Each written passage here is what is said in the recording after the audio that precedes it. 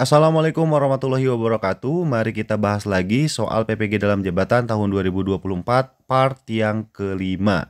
Kita mulai dari soal nomor 34. Kemampuan yang dapat dilakukan atau ditampilkan untuk suatu mata pelajaran maupun kompetensi dalam mata pelajaran tertentu harus dimiliki oleh peserta didik atau siswa disebut dengan apa?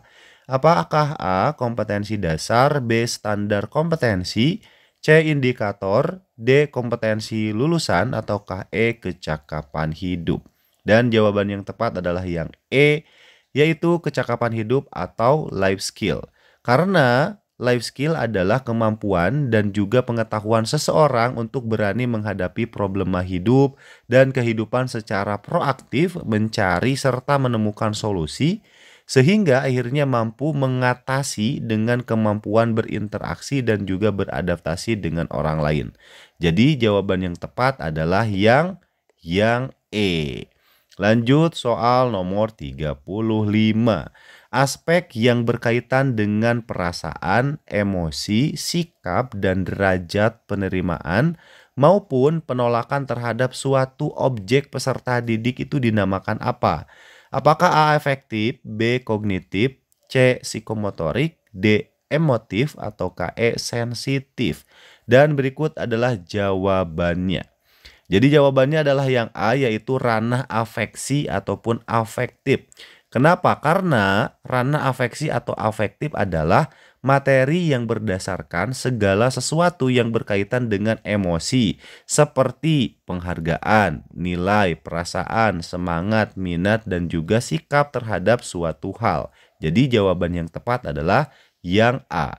Kita lanjut soal nomor 36. Kriteria atau acuan dan pedoman dasar dalam menentukan pencapaian minimal hasil belajar siswa atau peserta didik dinamakan apa? Apakah yang A. Standar kompetensi lulusan atau SKL, B. Standar kelulusan, C. Ambang batas minimal lulus, D. Nilai ketuntasan minimal, ataukah E. Kriteria ketuntasan minimal? Dan berikut adalah pembahasannya. Jawabannya yang E ya teman-teman. Jadi salah satu prinsip penilaian pada kurikulum berbasis kompetensi, ya ini kurikulum yang dulu KBK, adalah menggunakan acuan kriteria, yaitu menggunakan kriteria tertentu dalam menentukan kelulusan peserta didik.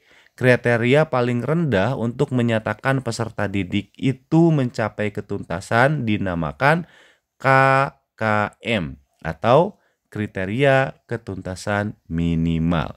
Jadi jawabannya yang E. Lanjut soal berikutnya, yaitu soal nomor 37.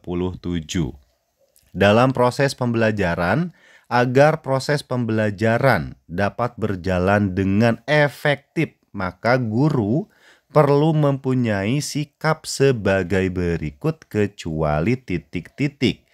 A. Mendorong peserta didik untuk membuat keputusan sendiri. B. Memberi balikan dan juga pengayaan sebagaimana diperlukan. C. Mengusahakan suasana belajar yang menyenangkan. D. Memasukkan unsur yang tidak diperkirakan sebelumnya. E. Menjadi fasilitator dalam proses pembelajaran. Kita lihat pembahasannya. Nah, di sini pembahasannya, agar proses pembelajaran dapat berjalan dengan efektif, maka guru perlu mempunyai sikap, ya. Sikap apa saja? Yang pertama adalah mendorong peserta didik untuk membuat keputusan sendiri, berarti ini benar. Yang kedua, mengusahakan suasana belajar yang menyenangkan juga benar. Yang ketiga, memasukkan unsur yang tidak diperkirakan sebelumnya, ini juga benar. Yang selanjutnya yang keempat yaitu menjadi fasilitator dalam proses pembelajaran. Ini juga benar. Sehingga karena yang ditanyakannya kecuali, jawaban yang tepat adalah yang B, yaitu memberi balikan dan pengayaan sebagaimana diperlukan, ya. Jadi itu kan ditanyakannya kecuali. Jadi jawabannya adalah yang B. Lanjut soal nomor 38. Yang tidak termasuk dalam beberapa kompetensi yang harus dimiliki oleh guru profesional adalah apa? Ya, yang tidak termasuk. Apakah A. kompetensi pedagogik, B. kompetensi kepribadian, C. kompetensi profesional, D. kompetensi sosial, ataukah E. kompetensi keahlian? Nah, tentunya teman-teman tahu jawabannya. Kita lihat pembahasannya. Ada 4 kompetensi yang harus dimiliki oleh seorang guru ya teman-teman. Yang pertama adalah kompetensi profesional ya, kompetensi profesional. Yang kedua kompetensi pedagogi, yang ketiga kompetensi sosial, dan yang keempat kompetensi kepribadian. Karena di soal ditanyakan yang tidak termasuk, otomatis jawabannya yang E, yaitu kompetensi keahlian. Nah teman-teman ini harus dihafal ya, biasanya muncul di soal-soal PPG. Lanjut soal nomor 39. Berikut ini adalah prinsip-prinsip dalam penyusunan rencana pelaksanaan pembelajaran atau RPP, kecuali. Nah ini ada kata kecuali. Kecuali apa kira-kira? Apakah yang A. memperhatikan perbedaan individu, B. mendorong partisipasi aktif peserta didik atau siswa, C. memberikan umpan balik dan tindak lanjut, D. menerapkan teknologi informasi dan komunikasi, E. keterkaitan dan keterpaduan isi dan juga silabus. Nah, yang ditanyakannya adalah kecuali, kita lihat pembahasannya. Nah, ada beberapa prinsip ya dalam penyusunan RPP ya. Yang pertama adalah memperhatikan perbedaan individual peserta didik. Yang kedua, mendorong partisipasi aktif peserta didik. Yang ketiga, mengembangkan budaya membaca dan menulis. Yang keempat, memberikan umpan balik dan tindak lanjut. Yang kelima, menerapkan teknologi informasi dan komunikasi. Berarti yang tidak termasuk apa? Yaitu yang E, keterkaitan dan keterpaduan isi dan silabus. Nah, itu bukan merupakan prinsip penyusunan RPP. Jadi jawabannya adalah yang E. Kita lanjut soal nomor 40.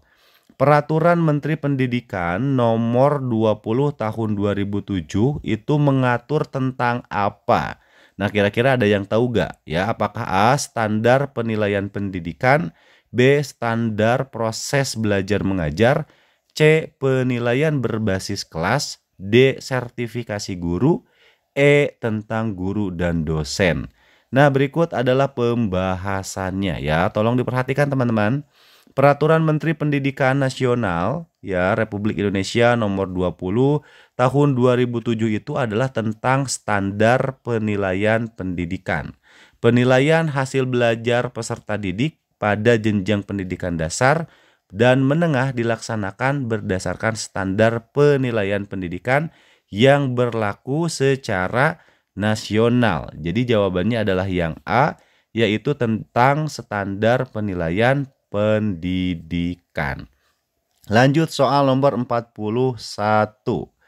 Sebagai sarana untuk mendukung pengembangan profesi, pemerintah memberikan guru hak cuti studi ya, cuti studi dengan masa cuti berapa lama? Apakah A 3 bulan, B 6 bulan, C 1 tahun, D 2 tahun, E 4 tahun? Ya, kira-kira yang mana jawabannya? Berikut adalah pembahasannya. Nah, jadi guru dapat memperoleh cuti studi yang bertujuan untuk mengembangkan keprofesian paling lama 6 bulan. Jadi paling lama 6 bulan. Tidak bisa lebih dari 6 bulan. Nah, buat teman-teman yang mau soal dan pembahasan seperti ini, silahkan di WA admin ya, nomornya tertera di sini. Jadi sekali lagi silahkan di WA admin dan saya doakan semoga teman-teman lulus PPG tahun 2024.